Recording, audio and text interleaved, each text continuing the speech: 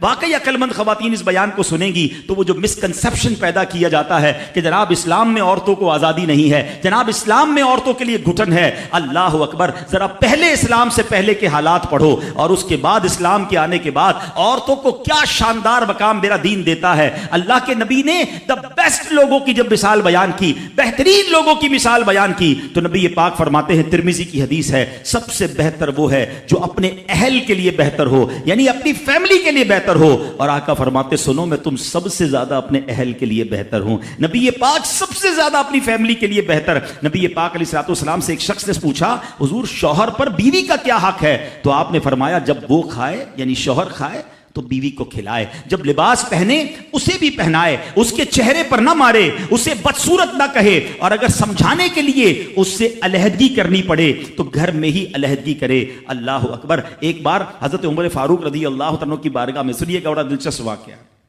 سیدنا عمر فاروق کا کتنا بڑا نام ہے، آپ کے جلال کی، آپ کی عدالت کی مثالیں دی جاتی ہیں، بڑے بڑے لوگ آپ کے سامنے تھر تھر کانپتے تھے۔ آپ کا گھر میں انداز کیا تھا کہ ایک شخص آیا کہ میں حضرت عمر کے پاس جاؤں اور بتاؤں میری بیوی جو ہے مجھ سے اس طرح بات کرتی ہے، اور میرا وہ انداز نہیں ہوتا جو شوہر کے سامنے ہونا چاہیے، ہوتا ہے گھروں میں ہو جاتا ہے۔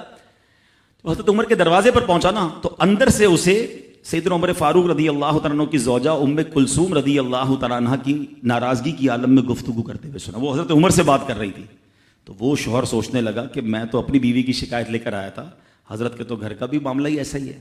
تو وہ کہتے میں واپس ہونے لگا، حضرت عمر نے بلا لیا، کہا کیوں آئے تھے؟ تو کہا کہ میں تو حضرت اپنی بیوی کی شکایت کرنے آیا تھا، مگر میں آپ کے دروازے پر آیا، آپ کا بھی معاملہ ہی ایسا ہی ہے، تو میں سمجھ گیا ہم دونوں ایک ہی معاملے میں ہی ہیں۔ اب حضرت عمر نے جو ان کی تربیت فرمائی نا، آپ نے فرمایا میری بیوی کے مجھ پر چند رائٹس ہیں، چند حقوق ہیں، مجھے اس سے چند فائدے حاصل ہوتے ہیں جس کی بنا پر میں اس سے درگزر کرتا ہوں۔ پہلا یہ کہ یہ میرے لیے جہنم کی آڑ ہے، میرا دل اس کی وجہ سے حرام کاموں سے بچا رہتا ہے۔ نمبر دو، جب میں گھر سے نکل جاتا ہوں یہ میری خزانچی بن جاتی ہے، یعنی میرے مال کی نگہبان بن جاتی ہے، میری دھوبن بن جاتی ہے، میرے کپڑے دھوتی ہے، میرے بچے کی پرورش کرتی ہے، میرے لیے روٹیاں اور کھانے پکاتی ہے۔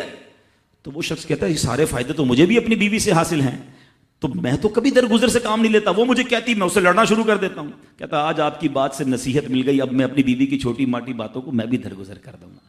کتنی پیاری بات بتائی، ہم وہ ساری باتیں بھول جاتے ہیں، ایک غلطی پر پکڑ لیتے ہیں، ایک غلطی پر ڈانٹتے، ہر غلطی پر جناب ایسا نہیں ہوتا، ہر غلطی کی سزا سزائے موت نہیں ہوتی ہے، ہم غلطیاں نہیں کرتے۔ اگر جس طرح ہم اپنی بیوی کو اور غلطی پر ڈانٹتے وہ ڈانٹنا شروع کر دے پھر کیا حال ہوگا؟ تو ایسا نہ کرے، وہ بھی دل رکھتی ہے، ہم نے کسی انسان سے شادی کی ہے، کمپیوٹر سے نہیں کی، ٹھیک ہے نا؟ تو کمپیوٹر بھی آج کل وائرس آ جاتا ہے، تو وہ تو انسان ہے، غلطی ہو گئی کوئی بات نہیں۔ تو سبحان اللہ، اتنا پیارا مذہب ہے۔